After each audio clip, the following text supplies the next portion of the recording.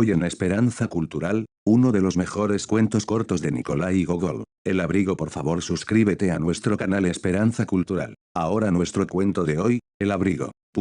En el departamento ministerial de F, pero creo que será preferible no nombrarlo, porque no hay gente más susceptible que los empleados de esta clase de departamentos, los oficiales, los cancilleres, en una palabra, todos los funcionarios que componen la burocracia. Y ahora, dicho esto, muy bien pudiera suceder que cualquier ciudadano honorable se sintiera ofendido al suponer que en su persona se hacía una afrenta a toda la sociedad de que forma parte. Se dice que hace poco un capitán de policía, no recuerdo en qué ciudad, presentó un informe, en el que manifestaba claramente que se burlaban los decretos imperiales y que incluso el honorable título de capitán de policía se llegaba a pronunciar con desprecio. Y en prueba de ello mandaba un informe voluminoso de cierta novela romántica, en la que, a cada 10 páginas, aparecía un capitán de policía, y a veces, y esto es lo grave, en completo estado de embriaguez. Y por eso, para evitar toda clase de disgustos, llamaremos sencillamente un departamento al departamento de que hablemos aquí. Pues bien, en cierto departamento ministerial trabajaba un funcionario, de quien apenas si se puede decir que tenía algo de particular. Era bajo de estatura, algo picado de viruelas, un tanto pelirrojo y también algo corto de vista, con una pequeña calvicie en la frente, las mejillas llenas de arrugas y el rostro pálido, como el de las personas que padecen de hemorroides. ¿Qué se le va a hacer? La culpa la tenía el clima petersburgués. En cuanto al grado, ya que entre nosotros es la primera cosa que sale a colación, nuestro hombre era lo que llaman un eterno consejero titular, de los que, como es sabido, se han mofado y chanceado diversos escritores que tienen la laudable costumbre de atacar a los que no pueden defenderse. El apellido del funcionario en cuestión era Bachmachkin, y ya por el mismo se ve claramente que deriva de la palabra zapato, pero cómo, cuándo y de qué forma, nadie lo sabe. El padre, el abuelo y hasta el cuñado de nuestro funcionario y todos los Bachmachkin llevaron siempre botas, a las que mandaban poner suela solo 3 veces al año. Nuestro hombre se llamaba Akaki Akakievich. Quizá al lector le parezca este nombre un tanto raro y rebuscado, pero puedo asegurarle que no lo buscaron adrede, sino que las circunstancias mismas hicieron imposible darle otro, pues el hecho ocurrió como sigue. Akaki Akakievich nació, si mal no se recuerda, en la noche del 22 al 23 de marzo. Su difunta madre, buena mujer y esposa también de otro funcionario, dispuso todo lo necesario, como era natural, para que el niño fuera bautizado. La madre guardaba aún cama, la cual estaba situada enfrente de la puerta, y a la derecha se hallaban el padrino, Iván Ivanovich Erochkin, hombre excelente, jefe de oficina en el Senado, y la madrina, Arina Semenovna Belobriuchkova, esposa de un oficial de la policía y mujer de virtudes extraordinarias. Dieron a elegir a la parturienta entre 3 nombres, Motkia, Sosia y el del mártir Josdasat. No dijo para sí la enferma, vaya unos nombres. No para complacerla, pasaron la hoja del almanaque, en la que se leían otros 3 nombres, Trifili, Dula y Barajasi, pero todo esto parece un verdadero castigo, exclamó la madre. ¿Qué nombres? Jamás he oído cosa semejante. Si por lo menos fuese Baradat o Baruch, pero Trifili y Barajasi. Volvieron otra hoja del almanaque y se encontraron los nombres de Papsikaji y Bajtifi. Y bueno, ya veo, dijo la anciana madre, que este ha de ser su destino. Pues bien, entonces, será mejor que se llame como su padre. Akaki se llama el padre, que el hijo se llame también Akaki. Y así se formó el nombre de Akaki Akakievich. El niño fue bautizado. Durante el acto sacramental lloró e hizo tales muecas, cual si presintiera que había de ser consejero titular. Y así fue como sucedieron las cosas. Hemos citado estos hechos con objeto de que el lector se convenza de que todo tenía que suceder así y que habría sido imposible darle otro nombre. ¿Cuándo y en qué época entró en el departamento ministerial y quién le colocó allí?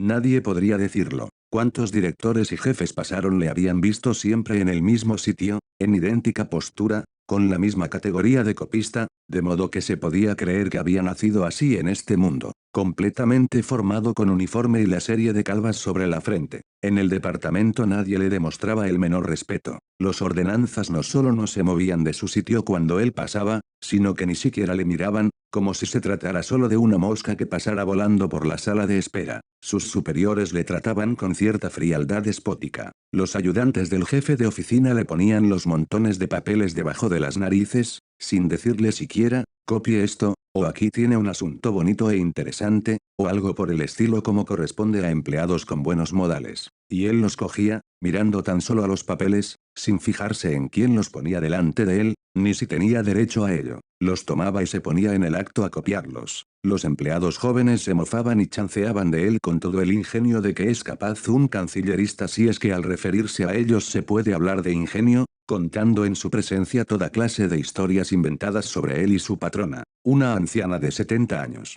Decían que ésta le pegaba y preguntaban cuándo iba a casarse con ella y le tiraban sobre la cabeza papelitos, diciéndole que se trataba de copos de nieve. Pero a todo esto, Akaki Akakievich no replicaba nada, como si se encontrara allí solo. Ni siquiera ejercía influencia en su ocupación, y a pesar de que le daban la lata de esta manera, no cometía ni un solo error en su escritura. Solo cuando la broma resultaba demasiado insoportable, cuando le daban algún golpe en el brazo, impidiéndole seguir trabajando, pronunciaba estas palabras: «Dejadme, porque me ofendéis». Había algo extraño en estas palabras y en el tono de voz con que las pronunciaba. En ellas aparecía algo que inclinaba a la compasión. Y así sucedió en cierta ocasión, un joven que acababa de conseguir empleo en la oficina y que, siguiendo el ejemplo de los demás, iba a burlarse de Akaki, se quedó cortado, cual si le hubieran dado una puñalada en el corazón. Y desde entonces pareció que todo había cambiado ante él y lo vio todo bajo otro aspecto. Una fuerza sobrenatural le impulsó a separarse de sus compañeros, a quienes había tomado por personas educadas y como es debido, y aún mucho más tarde,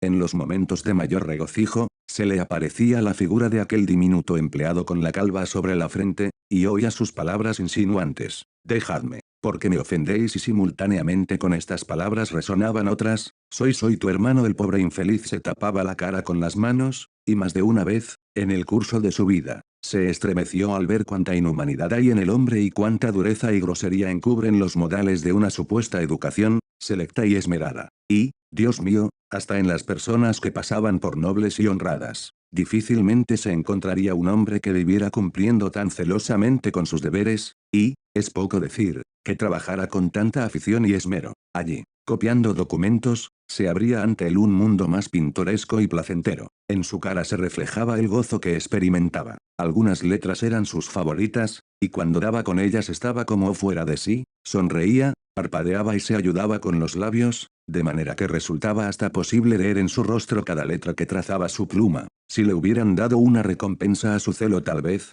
con gran asombro por su parte, hubiera conseguido ser ya consejero de Estado. Pero, como decían sus compañeros bromistas, en vez de una condecoración de ojal, tenía hemorroides en los riñones. Por otra parte, no se puede afirmar que no se le hiciera ningún caso. En cierta ocasión, un director, hombre bondadoso, deseando recompensarle por sus largos servicios, ordenó que le diesen un trabajo de mayor importancia que el suyo, que consistía en copiar simples documentos. Se le encargó que redactara, a base de un expediente, un informe que había de ser elevado a otro departamento. Su trabajo consistía solo en cambiar el título y sustituir el pronombre de primera persona por el de tercera. Esto le dio tanto trabajo, que, todo sudoroso, no hacía más que pasarse la mano por la frente, hasta que por fin acabó por exclamar: «No, será mejor que me dé a copiar algo, como hacía antes». Y desde entonces le dejaron para siempre de copista. Fuera de estas copias, parecía que en el mundo no existía nada para él. Nunca pensaba en su traje.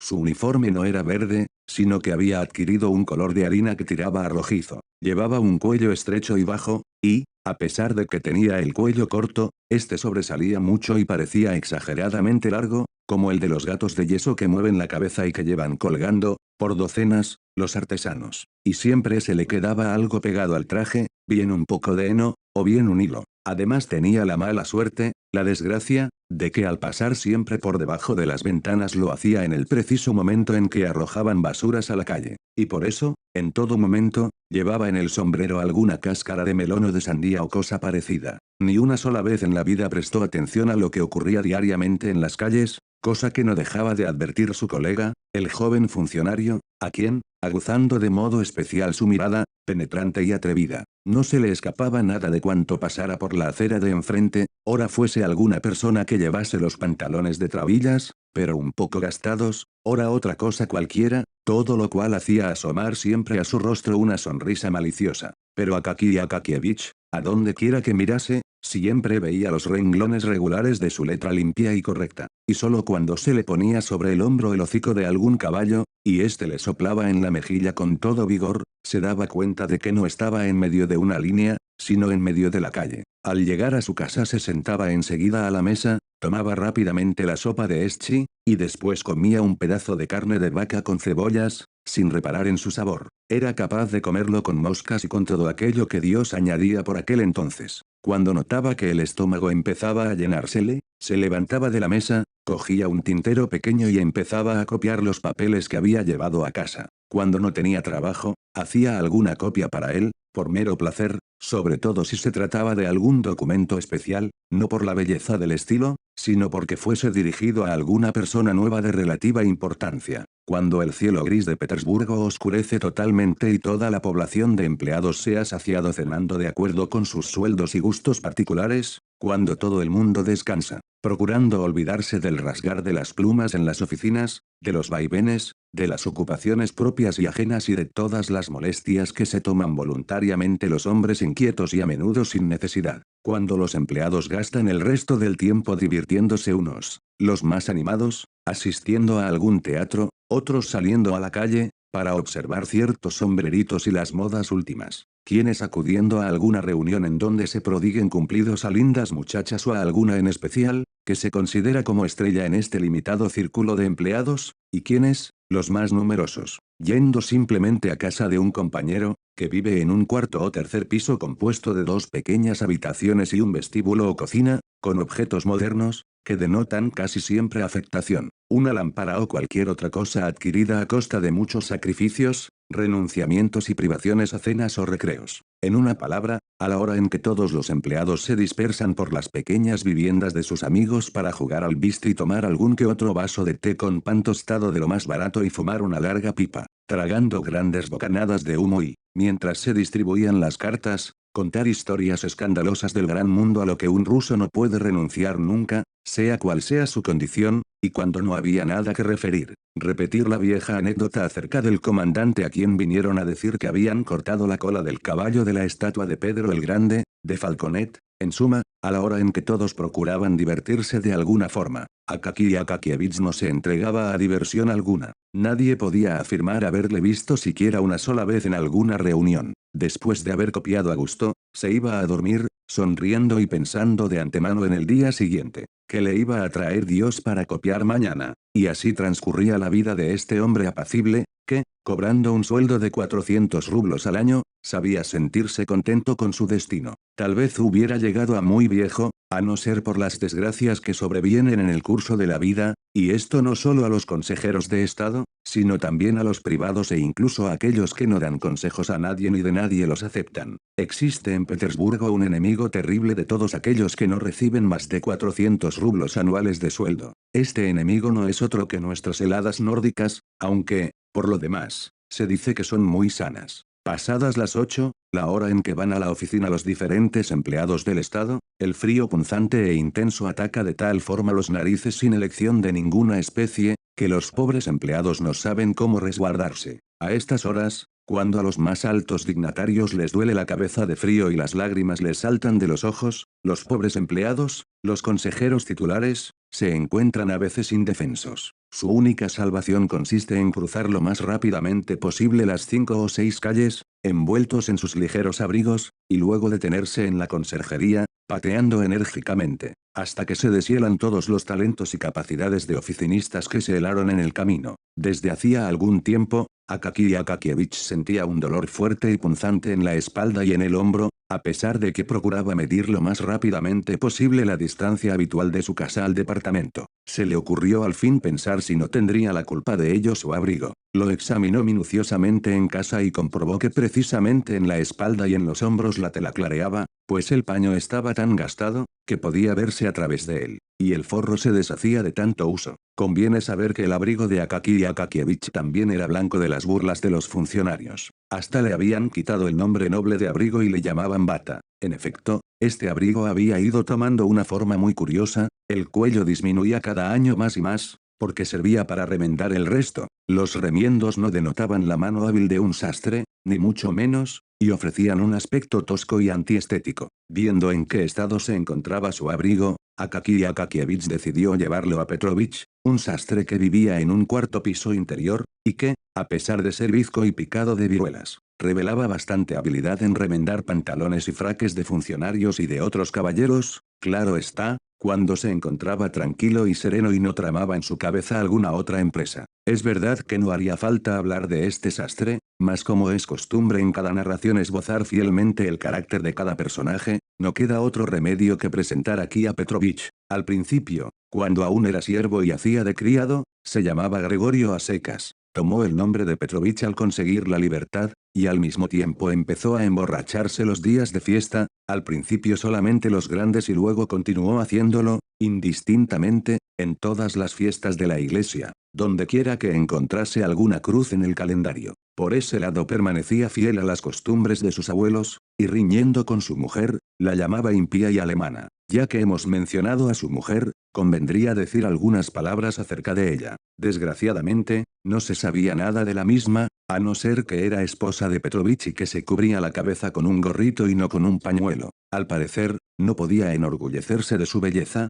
a lo sumo, algún que otro soldado de la guardia es muy posible que si se cruzase con ella por la calle le echase alguna mirada debajo del gorro, acompañada de un extraño movimiento de la boca y de los bigotes con un curioso sonido inarticulado, subiendo la escalera que conducía al piso del sastre, que, por cierto, estaba empapada de agua sucia y de desperdicios, desprendiendo un olor a aguardiente que hacía daño al olfato y que, como es sabido, es una característica de todos los pisos interiores de las casas petersburguesas. Subiendo la escalera, pues, Akaki Akakievich reflexionaba sobre el precio que iba a cobrarle Petrovich, y resolvió no darle más de 2 rublos. La puerta estaba abierta, porque la mujer de Petrovich, que en aquel preciso momento freía pescado, había hecho tal humareda en la cocina, que ni siquiera se podían ver las cucarachas. Akaki Akakievich atravesó la cocina sin ser visto por la mujer y llegó a la habitación, donde se encontraba Petrovich sentado en una ancha mesa de madera con las piernas cruzadas, como un baja, y descalzo,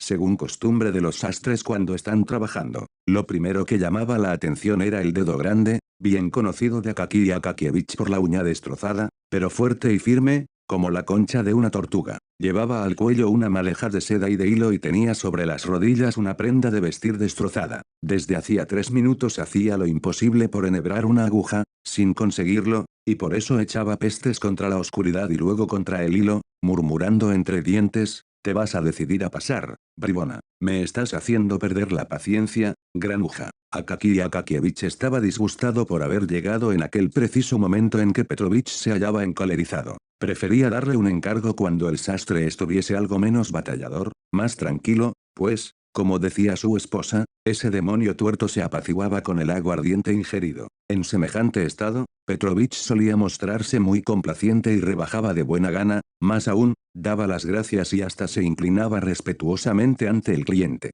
Es verdad que luego venía la mujer llorando y decía que su marido estaba borracho y por eso había aceptado el trabajo a bajo precio. Entonces se le añadían 10 kopecks más, y el asunto quedaba resuelto. Pero aquel día Petrovich parecía no estar borracho y por eso se mostraba terco, poco hablador y dispuesto a pedir precios exorbitantes. Akaki Akakievich se dio cuenta de todo esto y quiso, como quien dice, tomarlas de Villadiego, pero ya no era posible. Petrovich clavó en él su ojo torcido y Akaki Akakievich dijo sin querer: «Buenos días, Petrovich». «Muy buenos los tenga usted también», respondió Petrovich, mirando de soslayo las manos de Akaki Akakievich para ver qué clase de botín traía este. «Vengo a verte, Petrovich, pues yo». Conviene saber que Akaki Akakievich se expresaba siempre por medio de preposiciones, adverbios y partículas gramaticales que no tienen ningún significado. Si el asunto en cuestión era muy delicado, tenía la costumbre de no terminar la frase, de modo que a menudo empezaba por las palabras: «Es verdad, justamente eso», y después no seguía nada y él mismo se olvidaba, pensando que lo había dicho todo. «¿Qué quiere, pues?», le preguntó Petrovich, inspeccionando en aquel instante con su único ojo todo el uniforme, el cuello, las mangas, la espalda, los faldones y los ojales, que conocía muy bien, ya que era su propio trabajo. Esta es la costumbre de todos los sastres y es lo primero que hizo Petrovich. «Verás, Petrovich, yo quisiera que, este abrigo, mira el paño, ¿ves? Por todas partes está fuerte, solo que está un poco cubierto de polvo, parece gastado. Pero en realidad está nuevo, solo una parte está un poquito en la espalda y también algo gastado en el hombro y un poco en el otro hombro. Mira, eso es todo. No es mucho trabajo. Petrovich tomó el abrigo, lo extendió sobre la mesa y lo examinó detenidamente. Después meneó la cabeza y extendió la mano hacia la ventana para coger su tabaquera redonda con el retrato de un general, cuyo nombre no se podía precisar, puesto que la parte donde antes se viera la cara estaba perforada por el dedo y tapada ahora con un pedazo rectangular de papel. Después de tomar una pulgada de rapé,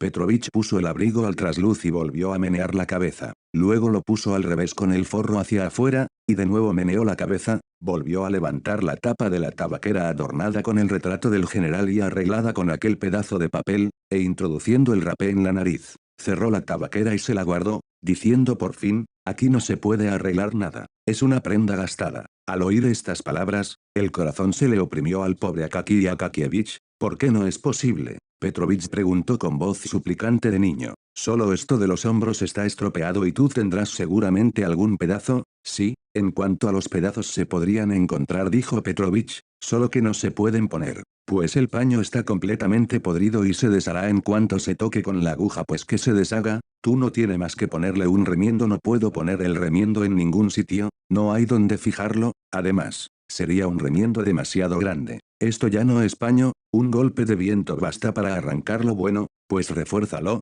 ¿cómo no? Efectivamente, eso es, no, dijo Petrovich con firmeza, no se puede hacer nada, es un asunto muy malo. Será mejor que se haga con él unas onuchkas para cuando llegue el invierno y empiece a hacer frío, porque las medias no abrigan nada, no son más que un invento de los alemanes para hacer dinero. Petrovich aprovechaba gustoso la ocasión para meterse con los alemanes. En cuanto al abrigo, tendrá que hacerse otro nuevo. Al oír la palabra nuevo, Akaki Akakievich sintió que se le nublaba la vista y le pareció que todo lo que había en la habitación empezaba a dar vueltas. Lo único que pudo ver claramente era el semblante del general tapado con el papel en la tabaquera de Petrovich. Como uno nuevo, murmuró como en sueño. Si no tengo dinero para ello, sí, uno nuevo, repitió Petrovich con brutal tranquilidad. Y de ser nuevo, ¿cuánto sería? ¿Que cuánto costaría? Sí, pues unos 150 rublos, contestó Petrovich, y al decir esto apretó los labios. Era muy amigo de los efectos fuertes y le gustaba dejar pasmado al cliente y luego mirar de soslayo para ver qué cara de susto ponía al oír tales palabras. 150 rublos por el abrigo, exclamó el pobre Akaki Akakievich.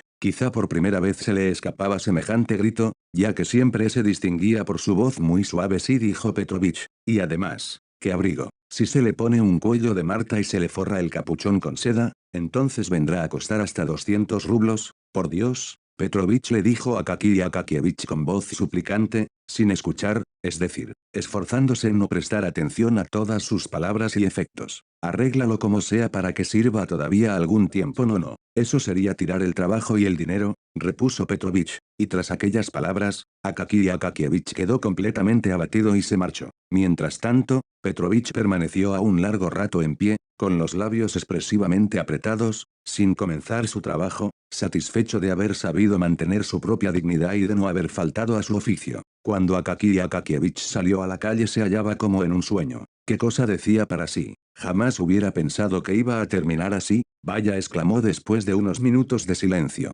He aquí al extremo que hemos llegado. La verdad es que yo nunca podía suponer que llegara a esto, y después de otro largo silencio, terminó diciendo, pues así es. Esto sí que es inesperado. ¿Qué situación? Dicho esto, en vez de volver a su casa se fue, sin darse cuenta, en dirección contraria. En el camino tropezó con un desollinador, que, rozándole el hombro, se lo manchó de negro. Del techo de una casa en construcción le cayó una respetable cantidad de cal, pero él no se daba cuenta de nada. Solo cuando se dio de cara con un guardia, que habiendo colocado la alabarda junto a él echaba rapé de la tabaquera en su palma callosa, se dio cuenta porque el guardia le gritó, ¿por qué te metes debajo de mis narices? ¿Acaso no tienes la acera? Esto le hizo mirar en torno suyo y volver a casa. Solamente entonces empezó a reconcentrar sus pensamientos, y vio claramente la situación en que se hallaba y comenzó a monologar consigo mismo, no en forma incoherente, sino con lógica y franqueza, como si hablase con un amigo inteligente a quien se puede confiar lo más íntimo de su corazón. No decía Akaki Akakievich,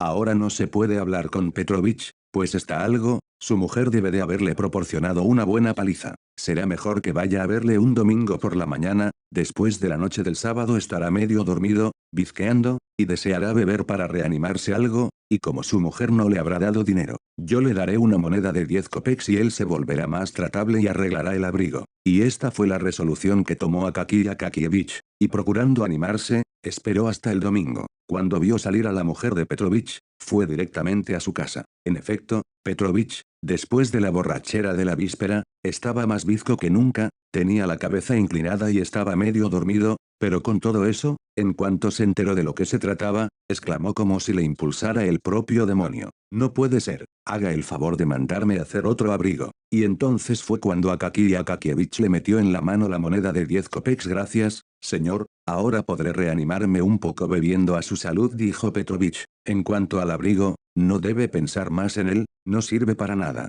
Yo le haré uno estupendo, se lo garantizo. Akaky Akakievich volvió a insistir sobre el arreglo, pero Petrovich no le quiso escuchar. Le haré uno nuevo, magnífico. Puede contar conmigo, lo haré lo mejor que pueda. Incluso podrá abrochar el cuello con corchetes de plata, según la última moda. Solo entonces vio a Akaky Akakievich que no podía pasarse sin un nuevo abrigo y perdió el ánimo por completo. Pero ¿cómo y con qué dinero iba a hacérselo? Claro, podía contar con un aguinaldo que le darían en las próximas fiestas. Pero este dinero lo había distribuido ya desde hace tiempo con un fin determinado. Era preciso encargar unos pantalones nuevos y pagar al zapatero una vieja deuda por las nuevas punteras en un par de botas viejas, y, además, necesitaba encargarse 3 camisas y 2 prendas de ropa de esas que se considera poco decoroso nombrarlas por su propio nombre. Todo el dinero estaba distribuido de antemano, y aunque el director se mostrara magnánimo y concediese un aguinaldo de 45 a 50 rublos, sería solo una pequeñez en comparación con el capital necesario para el abrigo.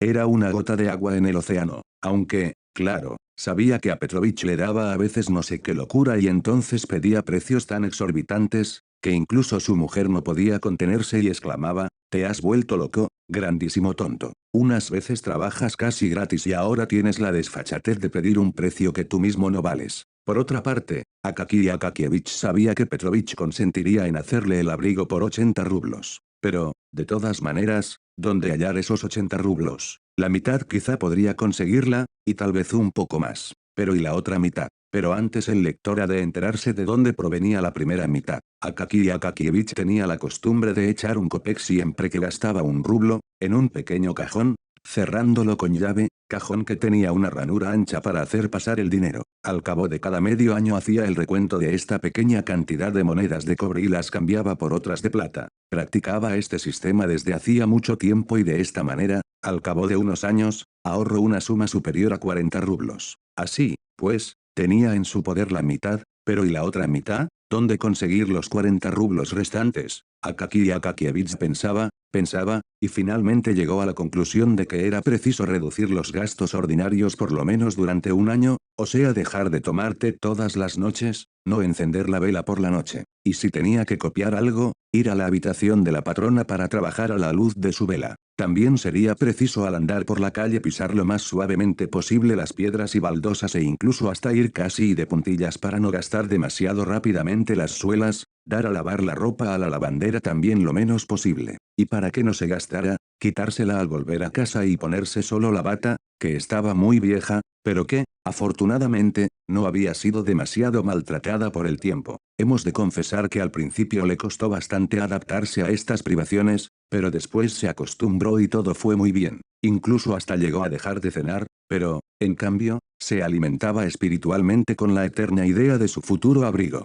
Desde aquel momento diríase que su vida había cobrado mayor plenitud, como si se hubiera casado o como si otro ser estuviera siempre en su presencia, como si ya no fuera solo, sino que una querida compañera hubiera accedido gustosa a caminar con él por el sendero de la vida. Y esta compañera no era otra, sino, el famoso abrigo, guateado con un forro fuerte e intacto. Se volvió más animado y de carácter más enérgico, como un hombre que se ha propuesto un fin determinado. La duda y resolución desaparecieron en la expresión de su rostro, y en sus acciones también todos aquellos rasgos de vacilación e indecisión. Hasta a veces en sus ojos brillaba algo así como una llama, y los pensamientos más audaces y temerarios surgían en su mente, ¿y si se encargase un cuello de Marta? Con estas reflexiones por poco se vuelve distraído. Una vez estuvo a punto de hacer una falta, de modo que exclamó ¡ay!, y se persignó. Por lo menos una vez al mes iba a casa de Petrovich para hablar del abrigo y consultarle sobre dónde sería mejor comprar el paño, y de qué color y de qué precio, y siempre volvía a casa algo preocupado,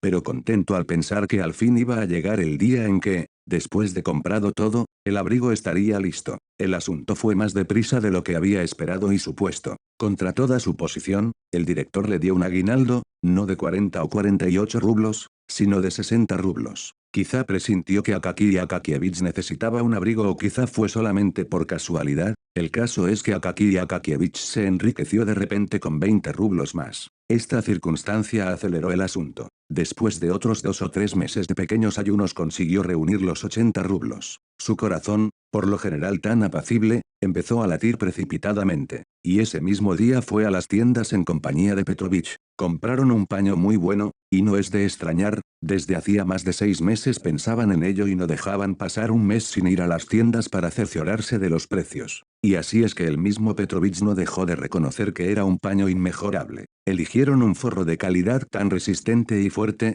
que según Petrovich era mejor que la seda y le aventajaba en elegancia y brillo. No compraron Marta porque, en efecto, era muy cara, pero, en cambio, escogieron la más hermosa piel de gato que había en toda la tienda y que de lejos fácilmente se podía tomar por Marta. Petrovich tardó unas 2 semanas en hacer el abrigo, pues era preciso pespuntear mucho, a no ser por eso lo hubiera terminado antes. Por su trabajo cobró 12 rublos, menos ya no podía ser. Todo estaba cosido con seda y a dobles costuras, que el sastre repasaba con sus propios dientes estampando en ellas variados arabescos. Por fin, Petrovich le trajo el abrigo. Esto sucedió, es difícil precisar el día, pero de seguro que fue el más solemne en la vida de Akaky Akakievich. Se lo trajo por la mañana, precisamente un poco antes de irse él a la oficina. No habría podido llegar en un momento más oportuno, pues ya el frío empezaba a dejarse sentir con intensidad y amenazaba con volverse aún más punzante. Petrovich apareció con el abrigo como conviene a todo buen sastre. Su cara reflejaba una expresión de dignidad que Akaky Akakievich jamás le había visto. Parecía estar plenamente convencido de haber realizado una gran obra y se le había revelado con toda claridad el abismo de diferencia que existe entre los sastres que solo hacen arreglos y ponen forros y aquellos que confeccionan prendas nuevas de vestir. Sacó el abrigo, que traía envuelto en un pañuelo recién planchado, solo después volvió a doblarlo y se lo guardó en el bolsillo para su uso particular. Una vez descubierto el abrigo, lo examinó con orgullo, y cogiéndolo con ambas manos lo echó con suma habilidad sobre los hombros de Akaky Akakievich. Luego, lo arregló, estirándolo un poco hacia abajo. Se lo ajustó perfectamente, pero sin abrocharlo. Akaky Akakievich, como hombre de edad madura, quiso también probar las mangas. Petrovich le ayudó a hacerlo, y he aquí que aún así el abrigo le sentaba estupendamente. En una palabra, estaba hecho a la perfección. Petrovich aprovechó la ocasión para decirle que si se lo había hecho a tan bajo precio era solo porque vivía en un piso pequeño, sin placa, en una calle lateral y porque conocía a Akaky Akakievich desde hacía tantos años. Un sastre de la perspectiva Nevsky solo por el trabajo le habría cobrado 75 rublos. Akaky Akakievich no tenía ganas de tratar de ello con Petrovich, temeroso de las sumas fabulosas de las que el sastre solía hacer alarde. Le pagó, le dio las gracias y salió con su nuevo abrigo camino de la oficina. Petrovich salió detrás de él y, parándose en plena calle, le siguió largo rato con la mirada, absorto en la contemplación del abrigo. Después, a propósito, pasó corriendo por una callejuela tortuosa y vino a dar a la misma calle para mirar otra vez el abrigo del otro lado, es decir, cara a cara. Mientras tanto, Akaky Akakievich seguía caminando con aire de fiesta. A cada momento sentía que llevaba un abrigo nuevo en los hombros y hasta llegó a sonreírse varias veces de íntima satisfacción. En efecto, tenía 2 ventajas: primero, porque el abrigo abrigaba mucho, y segundo, porque era elegante. El camino se le hizo cortísimo, ni siquiera se fijó en él y de repente se encontró en la oficina. Dejó el abrigo en la conserjería y volvió a mirarlo por todos los lados, rogando al conserje que tuviera especial cuidado con él. No se sabe cómo, pero al momento, en la oficina, todos se enteraron de que Akaky Akakievich tenía un abrigo nuevo y que el famoso batín había dejado de existir. En el acto todos salieron a la conserjería para ver el nuevo abrigo de Akaky Akakievich. Empezaron a felicitarle cordialmente de tal modo, que no pudo por menos de sonreírse, pero luego acabó por sentirse algo avergonzado. Pero cuando todos se acercaron a él diciendo que tenía que celebrar el estreno del abrigo por medio de un remojón y que, por lo menos, debía darles una fiesta, el pobre Akaki Akakievich se turbó por completo y no supo qué responder ni cómo defenderse. Solo pasados unos minutos y poniéndose todo colorado intentó asegurarles, en su simplicidad, que no era un abrigo nuevo, sino uno viejo. Por fin, uno de los funcionarios, ayudante del jefe de oficina, queriendo demostrar sin duda alguna que no era orgulloso y sabía tratar con sus inferiores, dijo, está bien, señores, yo daré la fiesta en lugar de Akaki Akakievich y les convido a tomar el té esta noche en mi casa. Precisamente hoy es mi cumpleaños. Los funcionarios, como hay que suponer, felicitaron al ayudante del jefe de oficina y aceptaron muy gustosos la invitación. Akaki Akakievich quiso disculparse, pero todos le interrumpieron diciendo que era una descortesía, que debería darle vergüenza y que no podía de ninguna manera rehusar la invitación. Aparte de eso, Akaki Akakievich después se alegró al pensar que de este modo tendría ocasión de lucir su nuevo abrigo también por la noche. Se puede decir que todo aquel día fue para él una fiesta grande y solemne. Volvió a casa en un estado de ánimo de lo más feliz, se quitó el abrigo y lo colgó cuidadosamente en una percha que había en la pared, deleitándose una vez más al contemplar el paño y el forro y, a propósito, fue a buscar el viejo abrigo, que estaba a punto de deshacerse, para compararlo. Lo miró y hasta se echó a reír. Y aún después, mientras comía, no pudo por menos de sonreírse al pensar en el estado en que se hallaba el abrigo. Comió alegremente y luego, contrariamente a lo acostumbrado, no copió ningún documento. Por el contrario, se tendió en la cama, cual verdadero sibarita, hasta el oscurecer. Después, sin más demora, se vistió, se puso el abrigo y salió a la calle. Desgraciadamente, no pudo recordar de momento dónde vivía el funcionario anfitrión, la memoria empezó a flaquearle, y todo cuanto había en Petersburgo, sus calles y sus casas se mezclaron de tal suerte en su cabeza, que resultaba difícil sacar de aquel caos algo más o menos ordenado. Sea como fuera, lo seguro es que el funcionario vivía en la parte más elegante de la ciudad, o sea lejos de la casa de Akaki Akakievich. Al principio tuvo que caminar por calles solitarias escasamente alumbradas, pero a medida que iba acercándose a la casa del funcionario, las calles se veían más animadas y mejor alumbradas. Los transeúntes se hicieron más numerosos y también las señoras estaban ataviadas elegantemente. Los hombres llevaban cuellos de castor y ya no se veían tanto los bencas con sus trineos de madera con rejas guarnecidas de clavos dorados, en cambio, pasaban con frecuencia elegantes trineos barnizados, provistos de pieles de oso y conducidos por cocheros tocados con gorras de terciopelo color frambuesa, o se veían deslizarse, chirriando sobre la nieve, carrozas con los pescantes sumamente adornados. Para Akaki Akakievich todo esto resultaba completamente nuevo, hacía varios años que no había salido de noche por la calle. Todo curioso, se detuvo delante del escaparate de una tienda, ante un cuadro que representaba a una hermosa mujer que se estaba quitando el zapato, por lo que lucía una pierna escultural, a su espalda, un hombre con patillas y perilla, a estilo español, asomaba la cabeza por la puerta. Akaki Akakievich meneó la cabeza sonriéndose y prosiguió su camino. ¿Por qué sonreiría? Tal vez porque se encontraba con algo totalmente desconocido, para lo que, sin embargo, muy bien pudiéramos asegurar que cada uno de nosotros posee un sexto sentido. Quizá también pensara lo que la mayoría de los funcionarios habrían pensado decir. Ah, estos franceses. No hay otra cosa que decir. Cuando se proponen una cosa, así ha de ser,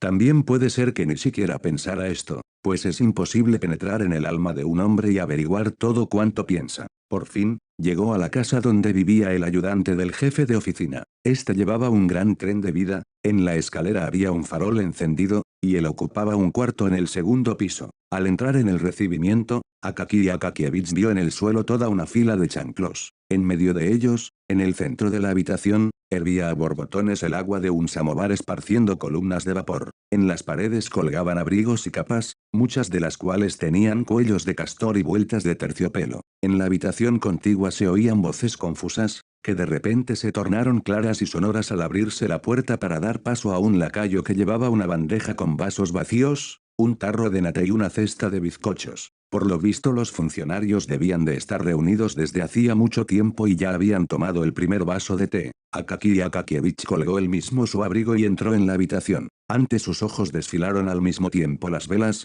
los funcionarios, las pipas y mesas de juego, mientras que el rumor de las conversaciones que se oían por doquier y el ruido de las sillas sorprendían sus oídos. Se detuvo en el centro de la habitación todo confuso, reflexionando sobre lo que tenía que hacer. Pero ya le habían visto sus colegas, le saludaron con calurosas exclamaciones y todos fueron en el acto al recibimiento para admirar nuevamente su abrigo. Akaki Akakievich se quedó un tanto desconcertado, pero como era una persona sincera y leal no pudo por menos de alegrarse al ver cómo todos ensalzaban su abrigo. Después, como hay que suponer, le dejaron a él y al abrigo y volvieron a las mesas de Bist. Todo ello, el ruido, las conversaciones y la muchedumbre, le pareció un milagro. No sabía cómo comportarse ni qué hacer con sus manos, pies y toda su figura. Por fin, acabó sentándose junto a los que jugaban, miraba tan pronto las cartas como los rostros de los presentes, pero al poco rato empezó a bostezar y a aburrirse, tanto más cuanto que había pasado la hora en la que acostumbraba a acostarse. Intentó despedirse del dueño de la casa, pero no le dejaron marcharse, alegando que tenía que beber una copa de champaña para celebrar el estreno del abrigo. Una hora después servían la cena, ensaladilla, ternera asada fría, empanadas, pasteles y champaña. A Akaki y Akakievich le hicieron tomar 2 copas, con lo cual todo cuanto había en la habitación se le apareció bajo un aspecto mucho más risueño. Sin embargo, no consiguió olvidar que era medianoche pasada y que era hora de volver a casa. Al fin, y para que al dueño de la casa no se le ocurriera retenerle otro rato, salió de la habitación sin ser visto y buscó su abrigo en el recibimiento, encontrándolo, con gran dolor, tirado en el suelo. Lo sacudió, le quitó las pelusas, se lo puso y, por último, bajó las escaleras. Las calles estaban todavía alumbradas. Algunas tiendas de comestibles, eternos clubs de las servidumbres y otra gente, estaban aún abiertas, las demás estaban ya cerradas, pero la luz que se filtraba por entre las rendijas atestiguaba claramente que los parroquianos aún permanecían allí. Eran estos sirvientes y criados que seguían con sus chismorreos, dejando a sus amos en la absoluta ignorancia de dónde se encontraban. Akaki Akakievich caminaba en un estado de ánimo de lo más alegre. Hasta corrió, sin saber por qué, detrás de una dama que pasó con la velocidad de un rayo, moviendo todas las partes del cuerpo. Pero se detuvo en el acto y prosiguió su camino lentamente, admirándose él mismo de aquel arranque tan inesperado que había tenido. Pronto se extendieron ante él las calles desiertas, siendo notables de día por lo poco animadas y cuanto más de noche. Ahora parecían todavía mucho más silenciosas y solitarias. Escaseaban los faroles, ya que por lo visto se destinaba poco aceite para el alumbrado. A lo largo de la calle, en que se veían casas de madera y verjas, no había un alma. Tan solo la nieve centelleaba tristemente en las calles, y las cabañas bajas, con sus postigos cerrados, parecían destacarse aún más sombrías y negras. Akaki Akakievich se acercaba a un punto donde la calle desembocaba en una plaza muy grande, en la que apenas si se podían ver las cosas del otro extremo y daba la sensación de un inmenso y desolado desierto. A lo lejos, Dios sabe dónde,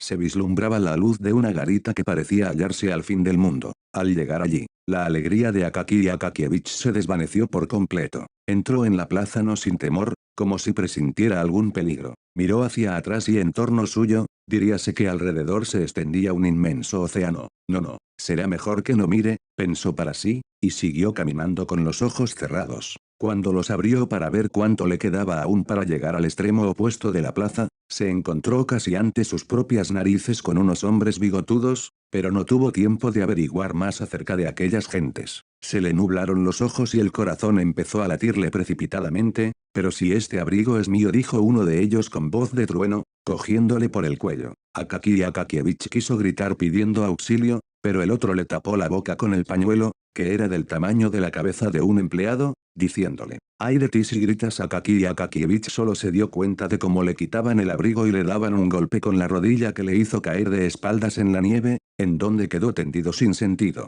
Al poco rato volvió en sí y se levantó, pero ya no había nadie. Sintió que hacía mucho frío y que le faltaba el abrigo. Empezó a gritar, pero su voz no parecía llegar hasta el extremo de la plaza. Desesperado, sin dejar de gritar, echó a correr a través de la plaza directamente a la garita, junto a la cual había un guarda, que, apoyado en la alabarda, miraba con curiosidad, tratando de averiguar qué clase de hombre se le acercaba dando gritos. Al llegar cerca de él, Akaki Akakievich le gritó todo jadeante que no hacía más que dormir y que no vigilaba, ni se daba cuenta de cómo robaban a la gente. El guarda le contestó que él no había visto nada, solo había observado cómo 2 individuos le habían parado en medio de la plaza, pero creyó que eran amigos suyos. Añadió que haría mejor, en vez de enfurecerse en vano, en ir a ver a la mañana siguiente al inspector de policía, y que éste averiguaría sin duda alguna quién le había robado el abrigo. Akaki Akakievich volvió a casa en un estado terrible. Los cabellos que aún le quedaban en pequeña cantidad sobre las sienes y la nuca estaban completamente desordenados.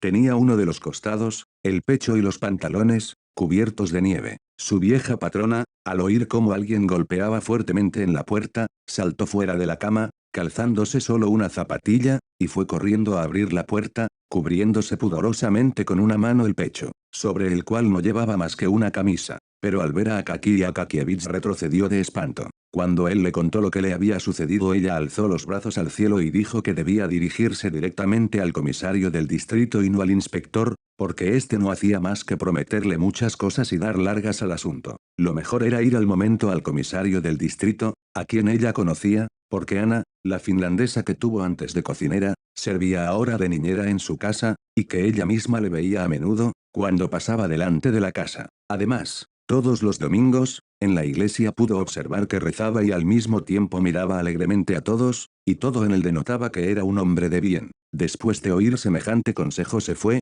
todo triste, a su habitación. Como pasó la noche, solo se lo imaginarían quienes tengan la capacidad suficiente de ponerse en la situación de otro. A la mañana siguiente, muy temprano, fue a ver al comisario del distrito, pero le dijeron que aún dormía. Volvió a las 10 y aún seguía durmiendo. Fue a las 11, pero el comisario había salido. Se presentó a la hora de la comida, pero los escribientes que estaban en la antesala no quisieron dejarle pasar e insistieron en saber qué deseaba, por qué venía y qué había sucedido. De modo que, en vista de los entorpecimientos, Akaki Akakievich quiso, por primera vez en su vida, mostrarse enérgico, y dijo, en tono que no admitía réplicas, que tenía que hablar personalmente con el comisario, que venía del departamento del ministerio para un asunto oficial y que, por tanto, debían dejarle pasar, y si no lo hacían, se quejaría de ello y les saldría cara la cosa. Los escribientes no se atrevieron a replicar y uno de ellos fue a anunciarle al comisario. Este interpretó de un modo muy extraño el relato sobre el robo del abrigo.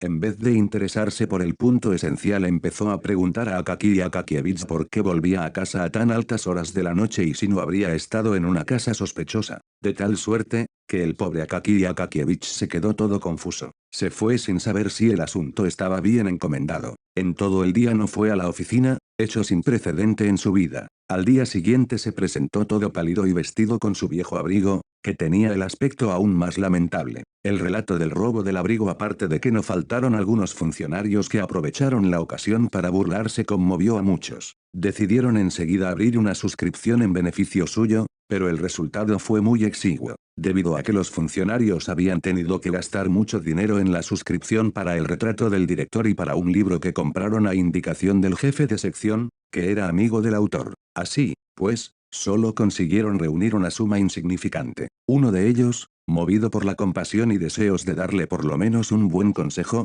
le dijo que no se dirigiera al comisario, pues suponiendo aún que deseara granjearse las simpatías de su superior y encontrar el abrigo, este permanecería en manos de la policía hasta que lograse probar que era su legítimo propietario. Lo mejor sería, pues, que se dirigiera a una alta personalidad, cuya mediación podría dar un rumbo favorable al asunto. Como no quedaba otro remedio, Akaki Akakievich se decidió a acudir a la alta personalidad. ¿Quién era aquella alta personalidad y qué cargo desempeñaba? Eso es lo que nadie sabría decir. Conviene saber que dicha alta personalidad había llegado a ser tan solo esto desde hacía algún tiempo, por lo que hasta entonces era por completo desconocido. Además, su posición tampoco ahora se consideraba como muy importante en comparación con otras de mayor categoría. Pero siempre habrá personas que consideran como muy importante lo que los demás califican de insignificante. Además, recurriría a todos los medios para realzar su importancia. Decretó que los empleados subalternos le esperasen en la escalera hasta que llegase él y que nadie se presentara directamente a él, sino que las cosas se realizaran con un orden de lo más riguroso. El registrador tenía que presentar la solicitud de audiencia al secretario del gobierno, quien a su vez la transmitía al consejero titular o a quien se encontrase de categoría superior, y de esta forma llegaba el asunto a sus manos. Así, en nuestra Santa Rusia, todo está contagiado de la manía de imitar y cada cual se afana en imitar a su superior. Hasta cuentan que cierto consejero titular, cuando le ascendieron a director de una cancillería pequeña, enseguida se hizo separar su cuarto por medio de un tabique de lo que él llamaba sala de reuniones. A la puerta de dicha sala colocó a unos conserjes con cuellos rojos y galones que siempre tenían la mano puesta sobre el picaporte para abrir la puerta a los visitantes. Aunque en la sala de reuniones apenas sí cabía un escritorio de tamaño regular, el modo de recibir y las costumbres de la alta personalidad eran majestuosos e imponentes, pero un tanto complicados. La base principal de su sistema era la severidad. Severidad, severidad, y, severidad, solía decir, y al repetir por tercera vez esta palabra dirigía una mirada significativa a la persona con quien estaba hablando aunque no hubiera ningún motivo para ello. Pues los 10 empleados que formaban todo el mecanismo gubernamental, ya sin eso estaban constantemente atemorizados. Al verle de lejos, interrumpían ya el trabajo y esperaban en actitud militar a que pasase el jefe. Su conversación con los subalternos era siempre severa y consistía solo en las siguientes frases: ¿cómo se atreve? ¿Sabe usted con quién habla? ¿Se da usted cuenta? ¿Sabe a quién tiene delante? Por lo demás, en el fondo era un hombre bondadoso, servicial y se comportaba bien con sus compañeros, solo que el grado de general le había hecho perder la cabeza. Desde el día en que le ascendieron a general se hallaba todo confundido, andaba descarriado y no sabía cómo comportarse. Si trataba con personas de su misma categoría se mostraba muy correcto y formal y en muchos aspectos hasta inteligente. Pero en cuanto asistía a alguna reunión donde el anfitrión era tan solo de un grado inferior al suyo, entonces parecía hallarse completamente descentrado. Permanecía callado y su situación era digna de compasión, tanto más cuanto él mismo se daba cuenta de que hubiera podido pasar el tiempo de una manera mucho más agradable.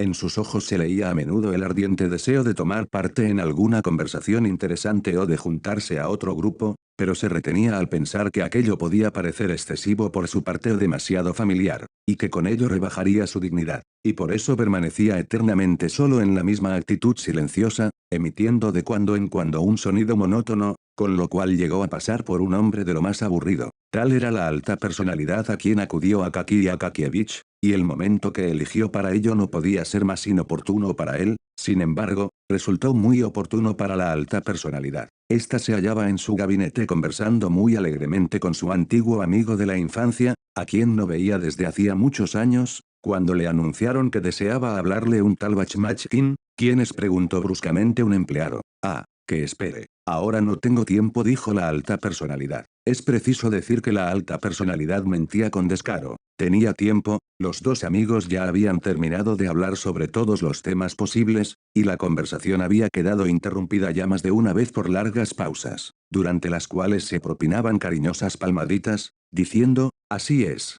Iván Abramovich en efecto, Esteban Varlamovich. Sin embargo, cuando recibió el aviso de que tenía visita, mandó que esperase el funcionario, para demostrar a su amigo, que hacía mucho que estaba retirado y vivía en una casa de campo. ¿Cuánto tiempo hacía esperar a los empleados en la antesala? Por fin, después de haber hablado cuanto quisieron o, mejor dicho, de haber callado lo suficiente, acabaron de fumar sus cigarros cómodamente recostados en unos mullidos butacones. Y entonces su excelencia pareció acordarse de repente de que alguien le esperaba, y dijo al secretario, que se hallaba en pie, junto a la puerta, con unos papeles para su informe: creo que me está esperando un empleado. Dígale que puede pasar. Al ver el aspecto humilde y el viejo uniforme de Akaki Akakievich, se volvió hacia él con brusquedad y le dijo, ¿qué desea? Pero todo esto con voz áspera y dura, que sin duda alguna había ensayado delante del espejo, a solas en su habitación, una semana antes que le nombraran para el nuevo cargo. Akaki Akakievich, que ya de antemano se sentía todo tímido, se azoró por completo.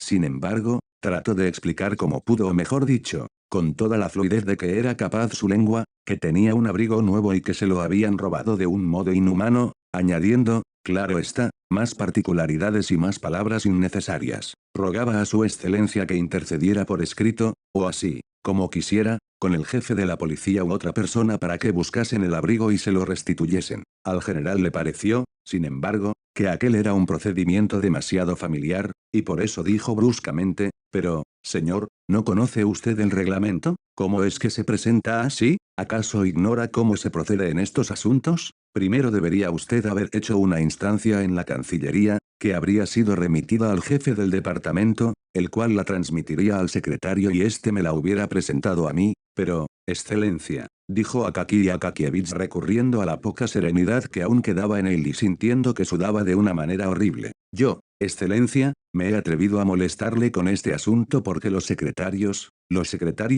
son gente de poca confianza, ¿Cómo? ¿Qué? ¿Qué dice usted? Exclamó la alta personalidad. ¿Cómo se atreve a decir semejante cosa? ¿De dónde ha sacado usted esas ideas? ¿Qué audacia tienen los jóvenes con sus superiores y con las autoridades? Era evidente que la alta personalidad no había reparado en que Akaki Akakievich había pasado de los 50 años, de suerte que la palabra joven solo podía aplicársele relativamente, es decir, en comparación con un septuagenario. ¿Sabe usted con quién habla? ¿Se da cuenta de quién tiene delante? ¿Se da usted cuenta? ¿Se da usted cuenta? Le pregunto yo a usted. Y dio una fuerte patada en el suelo y su voz se tornó tan cortante, que aún otro que no fuera Akaki Akakievich se habría asustado también. Akaki Akakievich se quedó helado, se tambaleó, un estremecimiento le recorrió todo el cuerpo, y apenas si se pudo tener en pie. De no ser porque un guardia acudió a sostenerle, se hubiera desplomado. Le sacaron fuera casi desmayado, pero aquella alta personalidad, satisfecha del efecto que causaron sus palabras, y que habían superado en mucho sus esperanzas, no cabía en sí de contento, al pensar que una palabra suya causaba tal impresión, que podía hacer perder el sentido a uno. Miró de reojo a su amigo, para ver lo que opinaba de todo aquello, y pudo comprobar, no sin gran placer, que su amigo se hallaba en una situación indefinible, muy próxima al terror. Como bajó las escaleras Akaki Akakievich y como salió a la calle, esto son cosas que ni él mismo podía recordar, pues apenas si sentía las manos y los pies. En su vida le habían tratado con tanta grosería, y precisamente un general y además un extraño. Caminaba en medio de la nevasca que bramaba en las calles, con la boca abierta, haciendo caso omiso de las aceras. El viento, como de costumbre en San Petersburgo, soplaba sobre él de todos los lados, es decir, de los 4 puntos cardinales y desde todas las callejuelas. En un instante se resfrió la garganta y contrajo una angina. Llegó a casa sin poder proferir ni una sola palabra, tenía el cuerpo todo hinchado y se metió en la cama. Tal es el efecto que puede producir a veces una reprimenda. Al día siguiente amaneció con una fiebre muy alta. Gracias a la generosa ayuda del clima petersburgués, el curso de la enfermedad fue más rápido de lo que hubiera podido esperarse, y cuando llegó el médico y le cogió el pulso, únicamente pudo prescribirle fomentos. Solo con el fin de que el enfermo no muriera sin el benéfico auxilio de la medicina. Y sin más ni más, le declaró en el acto que le quedaban solo un día y medio de vida. Luego se volvió hacia la patrona, diciendo, usted, madrecita, no pierda el tiempo, encargue enseguida un ataúd de madera de pino, pues uno de roble sería demasiado caro para él. Ignoramos si Akaki Akakievich o estas palabras pronunciadas acerca de su muerte, y en el caso de que las oyera, si llegaron a conmoverle profundamente y le hicieron quejarse de su destino, ya que todo el tiempo permanecía en el delirio de la fiebre. Visiones extrañas a cual más curiosas se le aparecían sin cesar. Veía a Petrovich y le encargaba que le hiciese un abrigo con alguna trampa para los ladrones, que siempre creía tener debajo de la cama, y a cada instante llamaba a la patrona y le suplicaba que sacara un ladrón que se había escondido debajo de la manta, luego preguntaba por qué el abrigo viejo estaba colgado delante de él, cuando tenía uno nuevo. Otras veces creía estar delante del general, escuchando sus insultos y diciendo, perdón, excelencia. Por último se puso a maldecir y profería palabras tan terribles, que la vieja patrona se persignó, ya que jamás en la vida le había oído decir nada semejante. Además, estas palabras siguieron inmediatamente al título de excelencia. Después solo murmuraba frases sin sentido, de manera que era imposible comprender nada. Solo se podía deducir realmente que aquellas palabras e ideas incoherentes se referían siempre a la misma cosa, el abrigo. Finalmente, el pobre Akaki Akakievich exhaló el último suspiro. Ni la habitación ni sus cosas fueron selladas por la sencilla razón de que no tenía herederos y que solo dejaba un pequeño paquete con plumas de ganso, un cuaderno de papel blanco oficial, 3 pares de calcetines, 2 o 3 botones desprendidos de un pantalón y el abrigo que ya conoce el lector. Dios sabe para quién quedó todo esto. Reconozco que el autor de esta narración no se interesó por el particular. Se llevaron a Akaki Akakievich y lo enterraron. San Petersburgo se quedó sin él como si jamás hubiera existido. Así desapareció un ser humano que nunca tuvo quien le amparara, a quien nadie había querido y que jamás interesó a nadie. Ni siquiera llamó la atención del naturalista, quien no desprecia de poner en el alfiler una mosca común y examinarla en el microscopio. Fue un ser que sufrió con paciencia las burlas de sus colegas de oficina y que bajó a la tumba sin haber realizado ningún acto extraordinario. Sin embargo, divisó, aunque solo fuera al fin de su vida, el espíritu de la luz en forma de abrigo, el cual reanimó por un momento su miserable existencia, y sobre quien cayó la desgracia, como también cae a veces sobre los privilegiados de la tierra. Pocos días después de su muerte mandaron a una ordenanza de la oficina con orden de que Akaki Akakievich se presentase inmediatamente, porque el jefe lo exigía. Pero el ordenanza tuvo que volver sin haber conseguido su propósito y declaró que Akaki Akakievich ya no podía presentarse. Le preguntaron, ¿y por qué pues? ¿Por qué no? Ha muerto, hace 4 días que lo enterraron. Y de este modo se enteraron en la oficina de la muerte de Akaki Akakievich. Al día siguiente su sitio se hallaba ya ocupado por un nuevo empleado. Era mucho más alto y no trazaba las letras tan derechas al copiar los documentos, sino mucho más torcidas y contrahechas. Pero ¿quién iba a imaginarse que con ello termina la historia de Akaki Akakievich, ya que estaba destinado a vivir ruidosamente aún muchos días después de muerto como recompensa a su vida que pasó inadvertido? Y, sin embargo, así sucedió, y nuestro sencillo relato va a tener de repente un final fantástico e inesperado. En San Petersburgo se esparció el rumor de que en el puente de Kalenik, y a poca distancia de él, se aparecía de noche un fantasma con figura de empleado que buscaba un abrigo robado y que con tal pretexto arrancaba a todos los hombres, sin distinción de rango ni profesión, sus abrigos, forrados con pieles de gato, de castor, de zorro, de oso, o simplemente guateados, en una palabra, todas las pieles auténticas o de imitación que el hombre ha inventado para protegerse. Uno de los empleados del ministerio vio con sus propios ojos al fantasma y reconoció en él a Akaki Akakievich. Se llevó un susto tal, que huyó a todo correr, y por eso no pudo observar bien al espectro. Solo vio que aquel le amenazaba desde lejos con el dedo. En todas partes había quejas de que las espaldas y los hombros de los consejeros, y no solo de consejeros titulares, sino también de los áulicos, quedaban expuestos a fuertes resfriados al ser despojados de sus abrigos. Se comprende que la policía tomara sus medidas para capturar de la forma que fuese al fantasma, vivo o muerto, y castigarlo duramente, para escarmiento de otros, y por poco lo logró. Precisamente una noche un guarda en una sección de la calleja Kiriuchkin casi tuvo la suerte de coger al fantasma en el lugar del hecho. Al ir aquel a quitar el abrigo de paño corriente a un músico retirado que en otros tiempos había tocado la flauta, el guarda, que lo tenía cogido por el cuello, gritó para que vinieran a ayudarle 2 compañeros, y les entregó al detenido, mientras él introducía solo por un momento la mano en la bota en busca de su tabaquera para reanimar un poco su nariz, que se le había quedado helada ya 6 veces. Pero el rape debía de ser de tal calidad que ni siquiera un muerto podía aguantarlo. Apenas el guarda hubo aspirado un puñado de tabaco por la fosa nasal izquierda, tapándose la derecha, cuando el fantasma estornudó con tal violencia, que empezó a salpicar por todos lados. Mientras se frotaba los ojos con los puños, desapareció el difunto sin dejar rastros, de modo que ellos no supieron si lo habían tenido realmente en sus manos. Desde entonces los guardas cogieron un miedo tal a los fantasmas, que ni siquiera se atrevían a detener a una persona viva, y se limitaban solo a gritarle desde lejos, «Oye, tú, vete por tu camino». El espectro del empleado empezó a esparcirse también más allá del puente de Kalenik, sembrando un miedo horrible entre la gente tímida. Pero hemos abandonado por completo a la alta personalidad, quien, a decir verdad, fue el culpable del giro fantástico que tomó nuestra historia, por lo demás muy verídica. Pero hagamos justicia a la verdad y confesemos que la alta personalidad sintió algo así como lástima,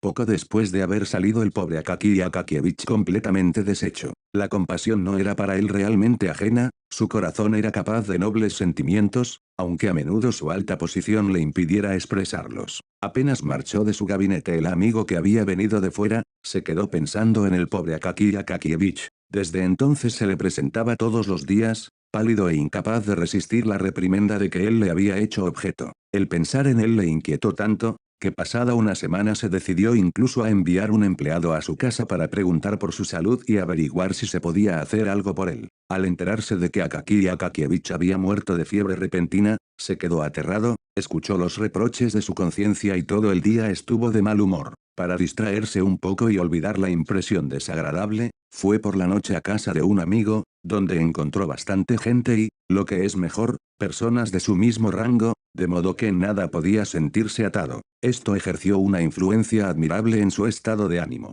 Se tornó vivaz, amable, tomó parte en las conversaciones de un modo agradable, en un palabra, pasó muy bien la velada. Durante la cena tomó unas 2 copas de champaña, que, como se sabe, es un medio excelente para comunicar alegría. El champaña despertó en él deseos de hacer algo fuera de lo corriente, así es que resolvió no volver directamente a casa, sino ir a ver a Carolina Ivanovna, dama de origen alemán al parecer, con quien mantenía relaciones de íntima amistad. Es preciso que digamos que la alta personalidad ya no era un hombre joven, era marido sin tacha y buen padre de familia, y sus 2 hijos, uno de los cuales trabajaba ya en una cancillería, y una linda hija de 16 años, con la nariz un poco encorvada sin dejar de ser bonita, venían todas las mañanas a besarle la mano, diciendo, «Bonjour, papa». Su esposa, que era joven aún y no sin encantos, le alargaba la mano para que él se la besara, y luego, volviéndola hacia afuera tomaba la de él y se la besaba a su vez. Pero la alta personalidad, aunque estaba plenamente satisfecho con las ternuras y el cariño de su familia, juzgaba conveniente tener una amiga en otra parte de la ciudad y mantener relaciones amistosas con ella. Esta amiga no era más joven ni más hermosa que su esposa, pero tales problemas existen en el mundo y no es asunto nuestro juzgarlos. Así, pues, la alta personalidad bajó las escaleras, subió al trineo y ordenó al cochero, a casa de Carolina Ivanovna. Envolviéndose en su magnífico abrigo permaneció en este estado, el más agradable para un ruso, en que no se piensa en nada y entre tanto se agitan por sí solas las ideas en la cabeza, a cual más gratas, sin molestarse en perseguirlas ni en buscarlas. Lleno de contento, rememoró los momentos felices de aquella velada y todas sus palabras que habían hecho reír a carcajadas a aquel grupo, alguna de las cuales repitió a media voz. Le parecieron tan chistosas como antes, y por eso no es de extrañar que se riera con todas sus ganas. De cuando en cuando le molestaba en sus pensamientos un viento fortísimo que se levantó de pronto Dios sabe dónde, y le daba en pleno rostro, arrojándole además montones de nieve, y como si ello fuera poco, desplegaba el cuello del abrigo como una vela, o de repente se lo lanzaba con fuerza sobrehumana en la cabeza, ocasionándole toda clase de molestias, lo que le obligaba a realizar continuos esfuerzos para librarse de él. De repente sintió como si alguien le agarrara fuertemente por el cuello, volvió la cabeza y vio a un hombre de pequeña estatura, con un uniforme viejo muy gastado, y no sin espanto reconoció en él a Akaki Akakievich. El rostro del funcionario estaba pálido como la nieve, y su mirada era totalmente la de un difunto. Pero el terror de la alta personalidad llegó a su paroxismo cuando vio que la boca del muerto se contraía convulsivamente exhalando un olor de tumba y le dirigía las siguientes palabras: «Ah, por fin te tengo. Por fin te he cogido por el cuello. Quiero tu abrigo. No quisiste preocuparte por el mío y hasta me insultaste. Pues bien, dame ahora el tuyo». La pobre alta personalidad por poco se muere, aunque era firme de carácter en la cancillería y en general para con los subalternos, y a pesar de que al ver su aspecto viril y su gallarda figura, no se podía por menos de exclamar: «Vaya un carácter, nuestro hombre». Lo mismo que mucha gente de figura gigantesca, se asustó tanto, que no sin razón temió que le diese un ataque. Él mismo se quitó rápidamente el abrigo y gritó al cochero, con una voz que parecía la de un extraño: «A casa, a toda prisa». El cochero, al oír esta voz que se dirigía a él generalmente en momentos decisivos, y que solía ser acompañado de algo más efectivo, encogió la cabeza entre los hombros para mayor seguridad, agitó el látigo y lanzó los caballos a toda velocidad. A los 6 minutos escasos la alta personalidad ya estaba delante del portal de su casa. Pálido, asustado y sin abrigo había vuelto a su casa, en vez de haber ido a la de Carolina Ivanovna. A duras penas consiguió llegar hasta su habitación y pasó una noche tan intranquila, que a la mañana siguiente, a la hora del té, le dijo su hija: «Qué pálido estás, papá». Pero papá guardaba silencio y a nadie dijo una palabra de lo que le había sucedido, ni en dónde había estado, ni a dónde se había dirigido en coche. Sin embargo, este episodio le impresionó fuertemente, y ya rara vez decía a los subalternos: «¿Se da usted cuenta de quién tiene delante?». Y si así sucedía, nunca era sin haber oído antes de lo que se trataba. Pero lo más curioso es que a partir de aquel día ya no se apareció el fantasma del difunto empleado. Por lo visto, el abrigo del general le había venido justo a la medida. De todas formas, no se oí o hablar más de abrigos arrancados de los hombros de los transeúntes. Sin embargo, hubo unas personas exaltadas e inquietas que no quisieron tranquilizarse y contaban que el espectro del difunto empleado seguía apareciéndose en los barrios apartados de la ciudad. Y, en efecto, un guardia del barrio de Colomna vio con sus propios ojos asomarse el fantasma por detrás de su casa. Pero como era algo débil desde su nacimiento, en cierta ocasión un cerdo ordinario, ya completamente desarrollado, que se había escapado de una casa particular, le derribó, provocando así las risas de los cocheros que le rodeaban y a quienes pidió después, como compensación por la burla de que fue objeto, unos centavos para tabaco, como decimos, pues, era muy débil y no se atrevió a detenerlo. Se contentó con seguirlo en la oscuridad hasta que aquel volvió de repente la cabeza y le preguntó, ¿qué deseas? Y le enseñó un puño de esos que no se dan entre las personas vivas. Nada, replicó el guardia, y no tardó en dar media vuelta. El fantasma era, no obstante, mucho más alto y tenía bigotes inmensos. A grandes pasos se dirigió al puente Obuco, desapareciendo en las tinieblas de la noche.